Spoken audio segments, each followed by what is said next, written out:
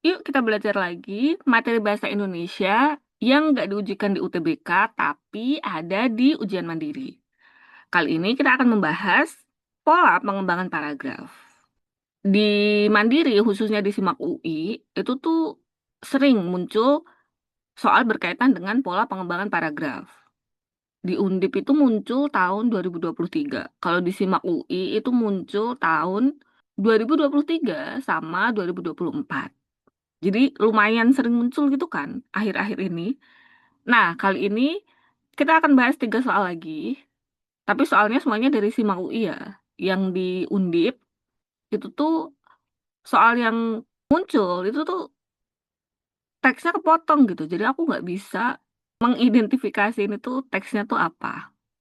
Makanya yang aku kasih di sini contohnya semuanya nantinya adalah soal SIMAK UI. Langsung aja ya kita bahas sedikit materinya. Apa sih pola pengembangan paragraf itu? Pola pengembangan paragraf adalah cara penulis mengembangkan gagasan utama menggunakan kalimat penjelas agar mudah dipahami. Intinya di sini udah aku highlight ya. Pola pengembangan paragraf itu adalah cara penulis mengembangkan gagasan. Jenis pola pengembangan paragraf ini tuh bisa dilihat dari 2 cara. Yang pertama, berdasarkan letak gagasan utama. Kita tahu ya, jenis paragraf berdasarkan letak gagasan utama, di situ ada deduktif, kemudian induktif, dan campuran. Deduktif itu kan yang kalimat utamanya tuh ada di awal. Berarti pola pengembangan paragrafnya itu gimana? Diawali kalimat yang menjelaskan hal yang umum, kemudian kalimat penjelasnya itu tuh khusus gitu. Jadi umum ini tuh sebagai ide pokoknya atau kalimat utamanya. Kalau induktif itu berarti kalimat utamanya kan ada di akhir. Berarti pola pengembangannya itu dimulai dari kalimat penjelas dulu, khusus. Kemudian disimpulkan di bagian terakhir. Kalimat utamanya itu bersifat umum. Kemudian kalau campuran, campuran ini kan ide pokoknya tetap satu ya. Tapi ide pokoknya itu dijelaskan di awal dan di akhir gitu. Makanya pola pengembangan paragrafnya itu adalah umum, kemudian khusus, dan umum. Karena kalimat utamanya itu ada 2, tapi kedua kalimat utama ini dia tuh sama-sama membahas satu hal yang sama. Makanya ide pokoknya tetap ada satu. Ini kalau misalnya dilihat dari letak gagasan utamanya. Yang kedua, bisa dilihat juga dari isinya. Yang pertama, ada pola pengembangan paragraf definisi.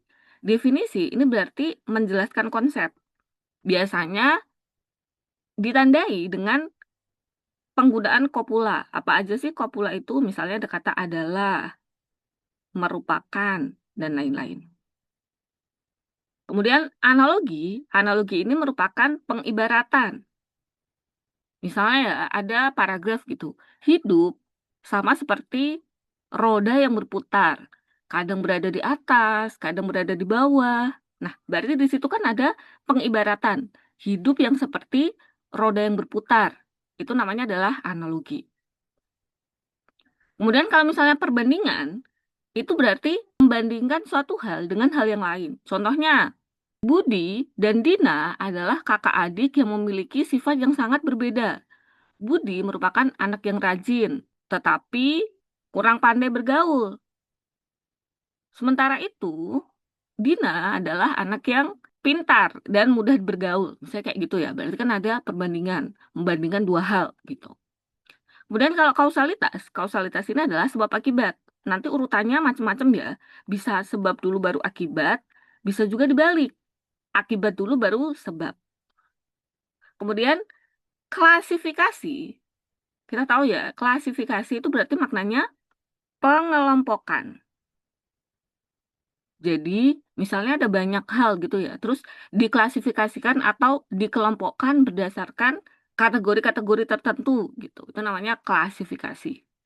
Kemudian contoh, contoh tahu ya, berarti ada salah satu yang dijadikan sebagai contoh atau beberapa contoh gitu. Misalnya, Indonesia adalah negara yang sangat kaya. Salah satu kekayaan Indonesia ada di sisi maritim, misalnya kayak gitu. Nah, di situ kan ada contohnya.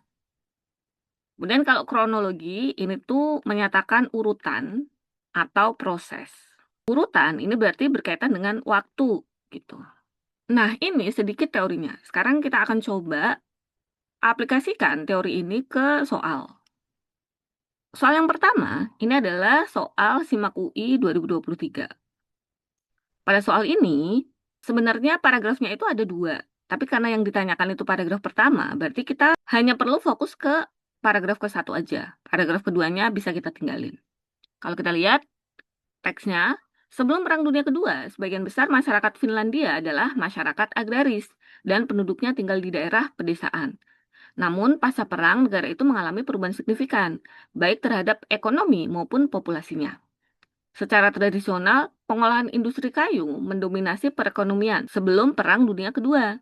Namun, segera setelah perang, industri logam segera menjadi pendorong perekonomian yang dominan. Pertumbuhan populasi ditambah dengan ekonomi yang lebih kuat menyebabkan meningkatnya jumlah orang tua yang mencari pendidikan berkualitas tinggi untuk anak-anak mereka. Kalau kita lihat di sini tuh ada dua hal yang dibahas. Yang pertama, kondisi sebelum Perang Dunia Kedua sama kondisi setelah perang, pasca perang. Kita tahu sebelum Perang Dunia Kedua, masyarakat Finlandia ini tuh agraris. Berarti kayak bertani gitu ya. Terus tinggalnya itu kebanyakan di desa. Setelah perang, ada perubahan nih. Yang awalnya pengolahan industri kayu yang dominan menjadi industri logam yang dominan. Terus karena pertumbuhan populasinya itu semakin kuat, makanya orang tua itu banyak yang mencari pendidikan berkualitas tinggi untuk anak-anak mereka. Kita udah tahu isinya apa, sekarang kita coba analisis opsi jawabannya. A, perbandingan. Menurutku tepat ya, dia menyatakan perbandingan karena yang dibahas itu adalah kondisi belum Perang Dunia Kedua dan pasca perang. Berarti kan memang membandingkan dua hal itu. Kalau khusus umum, kita tahu ya, khusus umum ini adalah pola pengembangan yang induktif. Kalimat utamanya itu ada di akhir. Kalau kita lihat di sini tuh bukan kalimat 5 kalimat utamanya. Tapi menyebar ya kalimat utamanya kan nggak cuma di satu doang atau di dua doang. Apalagi di sini ada konjungsi namun ya. Dua-duanya ini menjadi penting. Ide pokoknya tuh lebih ke menyebar, bukan di akhir. Kalau kronologi, tadi kronologi itu menyatakan urutan. Seolah-olah di sini tuh kayak ada urutan gitu. Ada sebelum, kemudian di sini ada pasca perang. Kan seolah-olah urutan kan. Tapi ini kan nggak menjelaskan proses. Kalau urutan biasanya tuh menjelaskan proses. Makanya opsi C ini kurang tepat.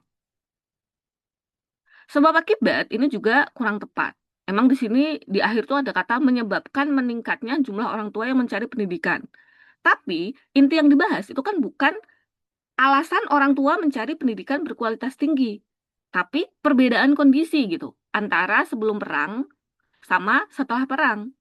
Makanya bukan juga. Kemudian umum khusus, ini tuh yang deduktif ya. Ide pokoknya itu ada di awal. Kalau kita lihat, ide pokoknya tuh bukan di kalimat satu ya, tapi ini tuh lebih ke menyebar ide pokoknya. Yang dibahas kan dua kondisi, nggak cuma sebelum Perang Dunia II doang, tapi juga setelah atau pasca perangnya. Maka dari itu, untuk soal ini, jawaban yang tepat itu adalah perbandingan. Karena membandingkan kondisi sebelum perang dan sesudah perang. Sekarang kita lanjut ke soal kedua. Di sini soal SIMAK UI 2024 yang ditanyakan juga sama ya. Paragraf pertama bacaan di atas dikembangkan dengan soal aslinya ada dua paragraf. Tapi karena yang ditanyain cuma paragraf pertama, berarti paragraf kedua nggak perlu kita lihat. Kita baca dulu ya isi paragrafnya. Pendidikan inklusif adalah sebuah metode pengajaran yang menyediakan akses pendidikan untuk penyandang disabilitas, baik yang fisik maupun non-fisik, di sekolah umum. Salah satu tujuan utamanya adalah untuk memperoleh hak untuk berkembang di dalam sebuah lingkungan yang sama dengan orang lain. Konsep inklusi memberikan pemahaman mengenai pentingnya penerimaan anak berkebutuhan khusus yang memiliki hambatan dalam kurikulum, lingkungan, dan interaksi sosial yang ada di sekolah. Kebutuhan setiap anak berkebutuhan khusus dapat tercapai manakala penyusunan kurikulum tepat perjalanan proses yang baik, pemilihan strategi pengajaran yang cocok, pemanfaatan sumber belajar maksimal, dan penyusunan kerjasama selaras antara pihak keluarga, lingkungan sekolah, dan masyarakat sekitar selaras. Kalau kita lihat, di sini tuh ada kata kunci untuk menentukan pola pengembangan paragraf ini. Yang pertama apa? Ada kata adalah. Terus di sini juga ada adalah. Terus tiga itu ada kata konsep inklusi, memberikan pemahaman. Nah, ini udah jelas banget ya. Pola pengembangannya itu adalah definisi. Tadi udah dijelasin kalau definisi itu berarti menjelaskan konsep. Nah, paragraf ini itu tuh menjelaskan pendidikan inklusif yang merupakan sebuah konsep. Terus ada kopula-kopulanya, ada kata adalah, terus di sini juga ada konsep inklusi. Udah jelas banget jawabannya adalah A. Sebab akibat, di sini nggak ada ya yang menyatakan sebab akibat gitu. Makanya bukan. Argumentasi itu pendapat. Nah, kalau argumentasi itu kan biasanya tujuannya itu untuk meyakinkan pembaca. Tapi di sini kan hanya penjelasan secara umum. Berarti bukan argumentasi. Deskripsi ini adalah penggambaran. Tapi ini kan bukan penggambaran ya. Penggambaran itu biasanya ditandai dengan adanya penginderaan. Jadi pembaca itu seolah-olah melihat sendiri, mendengar sendiri, atau yang lainnya. Kalau ini kan enggak ya, kita cuma dijelasin aja. Makanya bukan yang D. Kalau yang E contoh, nggak ada contoh di sini. Itu otomatis bukan. Maka dari itu, jawaban yang tepat adalah yang A. Lebih gampang ya. Soal terakhir. Nah, ini juga SIMAK UI 2024 dan paragrafnya itu lebih pendek. Langsung aja kita analisis ya. Paragraf pertama pada teks di atas dikembangkan dengan pola pengembangan paragraf. Kalau kita lihat di sini paragrafnya, beberapa cara dapat dilakukan dalam upaya menumbuhkan literasi pada siswa. Salah satu upaya tersebut dapat dilakukan melalui aktivitas membaca buku non-teks pelajaran selama 15 menit setiap hari. Dengan membaca selama 15 menit setiap hari, diharapkan kosakata siswa menjadi makin luas. Melalui perbendaharaan kata yang luas tersebut, kemampuan dalam memahami bacaan akan makin baik. Kalau kita lihat, di sini kan awalnya kalimat satu itu ngomong ada beberapa cara. Terus kalimat dua di sini ngasih satu contoh. Salah satu upaya tersebut dapat dilakukan melalui aktivitas membaca buku. Berarti udah jelas banget kan? Ini masuknya adalah contoh. Kalau yang A, klasifikasi, tadi tuh pengelompokan ya. Kalau kita lihat di sini kan nggak ada pengelompokan atau pengategorian, makanya bukan. Gambaran ini tuh sama kayak deskripsi. Harus ada penginderaan nih, supaya si pembacanya ini seolah-olah melihat sendiri atau mendengar sendiri. Makanya bukan. Perbandingan, gak ada proses membandingkan di sini. Makanya bukan yang D. Terus sebab akibat juga nggak ada proses sebab akibat. Hanya jawabannya langsung aja yang cek contoh. Nah, menurut kamu, pertanyaan tentang pola pengembangan paragraf ini susah nggak sih? Harusnya nggak yang susah banget ya. Tinggal kita pahami aja isi paragrafnya tuh tentang apa. Itu aja pembahasan untuk hari ini. Kira-kira kita bahas apa lagi ya? Coba dong kamu share gitu. Apa yang perlu aku bahas? Karena kadang-kadang aku tuh kayak, ini mau bahas apa ya yang materinya tuh paling dibutuhin sama siswa gitu. Kalau ada ide, boleh komen ya. Oke, itu aja untuk proses belajar hari ini. Semoga bermanfaat videonya, dan sampai bertemu di video-video berikutnya. Bye!